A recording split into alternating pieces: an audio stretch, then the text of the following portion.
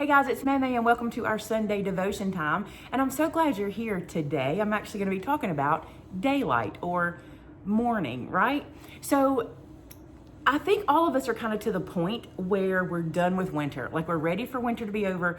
We're ready for spring to get here. And if you're like me, the first sneaky sign of spring makes me want to do everything that I do in the spring. I want to redecorate for Easter. I want to have all the pastels and all the light things. I want to wear my flip-flops. Like that's what I want to do in the spring. And more than that, if you're a person who deals with like anxiety or seasonal affective disorder, which I think is what the name of that is, if you're a person that deals with that, it really can mess with you emotionally and physically. The day and the light and the seasons can do that. I was with my mother-in-law this week on Friday night, and I was sitting in her living room, and in her front door has windows at the top. It's a really pretty shaker style front door, and there's windows at the top. And every time I'm there, I look out those windows. I don't know why. All you can see is the sky because they're so high up. And on this particular time, I realized it was almost 6 o'clock at night and there was still daylight outside, which has not been a thing for a long time. As you know, usually 4 o'clock, 5 o'clock, it's really dark, right? So I said to my mother-in-law, because I know she loves when the days are long, I said, have you noticed how light it is outside? And she said, I thought the days were getting longer. And I was like, yep, it's 6 o'clock and there's still light out there. And I could tell how much that affected her because she loves lots of light, right? Lots of daylight. Well, I mentioned it to Amber at work. I think it was Amber. I think it was yesterday, I was talking to Amber about it. And I said, have you noticed the days are getting longer? And she said, I thought they were. I didn't think I was just seeing that. I thought they were getting longer, and they are. And something about that cheers us up. It makes us excited. Now, you may not be that person. You may love early nights. I used to be a person who loved an early night. And the reason for that is because I worked outside the home, right? I still work outside the home, but I worked for someone else at another business. And when the dark would come, it was time to get off work. So I would get excited about the dark, especially, this is so interesting, in the wintertime, our hours were shorter. We worked less hours because our owners didn't want us working after dark. He wanted his staff to be able to be on the road and driving home before it was too dark. And so we really loved wintertime then.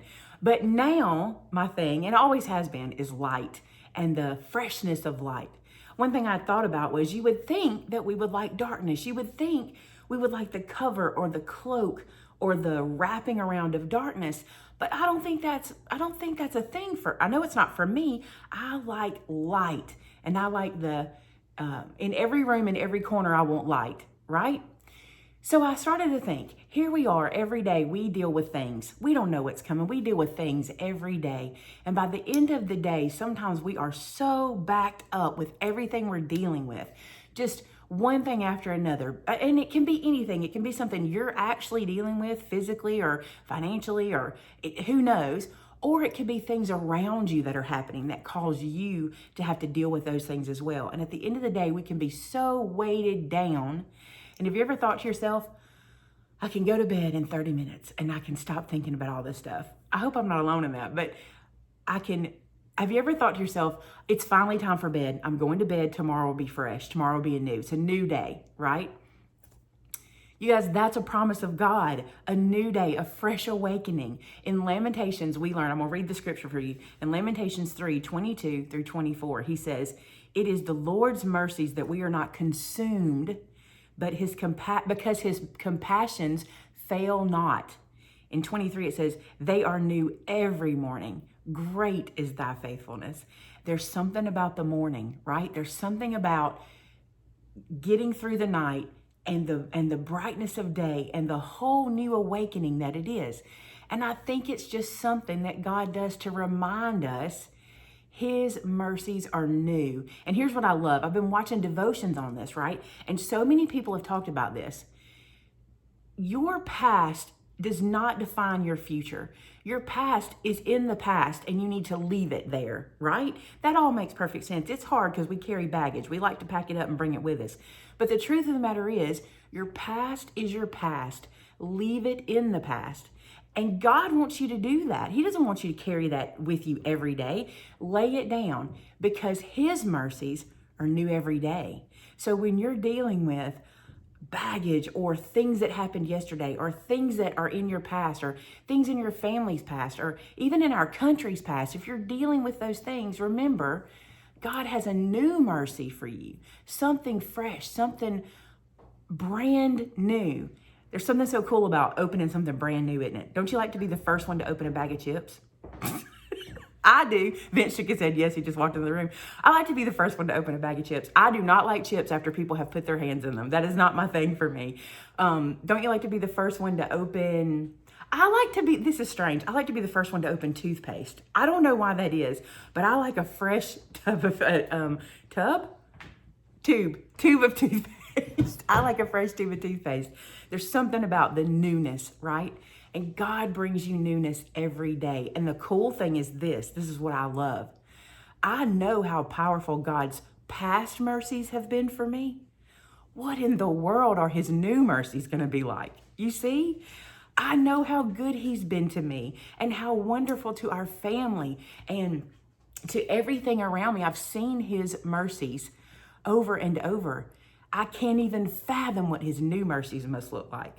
You see? It's so incredible when you can just reach out for God, hold on to him, and just know when you're having a bad time, when something's going wrong, there is a new mercy coming for you. There is something new. Enjoy the season. Enjoy the change.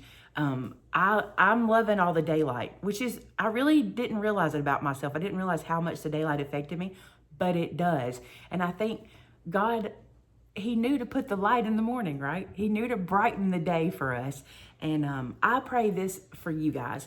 If you're struggling with bringing your past with you, keeping all the bad, some people even almost keep a ledger of their past. You know what I'm talking about? Where it's like, yeah, he can't love me because I did this, or he can't help me because of this, and he can't do anything for me because of this. God says, put it in the past, come with me, and let my new mercies refresh you. Great is thy faithfulness. His compassions are new. It's amazing. And I hope that you can see that today. I hope you can feel it. And I hope that it's a simple message. It's not very long. I've been thinking this is not gonna be a very long Bible study, but it's just good. Just remind yourself that God has something new for you. And if you're feeling stale or worn down or tired or beat down by Satan, give that to Satan. Let him have it. And you say, I want God's new mercies, and cling to them and ask God to show you. Ask God to show you what's new for you today. What has he got? What blessings can he show you today? Ask him to show you how he can bring you out of holding on to your past. Never once does God tell us that he wants us to bring all that with us. Never once. Put it aside. Get rid of it. Cast it off. That past is a tool Satan uses. God does not. He wants you to be fresh and new. I hope that was uplifting for you today, and I hope something that I said spoke to you. I'm just excited about new mercies, and that scripture always brings me into spring. Like spring is a time of year that I feel like reflects new mercies. But some people feel that about, white snow, that it's fresh and new. But I don't feel that way about snow. I feel that way about spring. I hope you enjoyed this one, and I'm going to pray for you now. So let's pray together. God, thank you so much for new mercies. Thank you so much that you don't leave us in our past. You don't even want us to hold on to that. Thank you that our past doesn't define us. Thank you, God, that Jesus is what defines us and his love and what he did for us on the cross. And we can have a future and a hope, and new mercies can flood us every single day because your compassions do not fail us. They are new over and over again. I cannot imagine what you have for us. I'm so grateful that you are a God that can handle all things that seem impossible to us, that you are the God of possibilities, and I am so grateful for that. God, today for anybody who's sad or depressed or just needing a fresh word from you, remind them about your mercies, God, and what you can give them and how you can freshen up bring back the joy of their salvation. Even that is so fresh and so new for them.